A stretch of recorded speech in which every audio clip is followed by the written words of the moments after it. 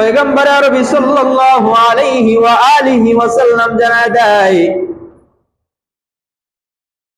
মান মালাকা জারাও ওয়া রাহিলাতান তুবাল্লিগুহু ইলা বাইতিল্লাহ ওয়া লাম ইয়াহুজ্জা ফালা আলাইহি আন ইয়ামুতা ইয়াহুদিয়্যান ওয়ালা নাসরানিয়্যা।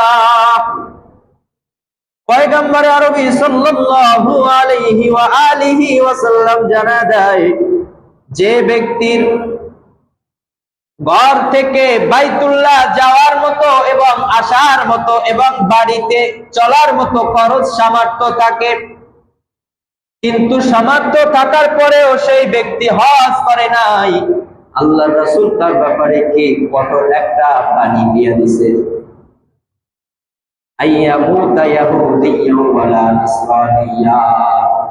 এই ব্যক্তি ইহুদি হয়ে মারা গেল না কাফের হয়ে বেঈমান হয়ে মারা গেল, এ ব্যাপারে আল্লাহর রাসূলের কিছুই বলার না। সে হিন্দু, ইহুদি, খ্রিস্টান, বৌদ্ধ কি হইয়া মারা যাবে আল্লাহই ভালো জানে।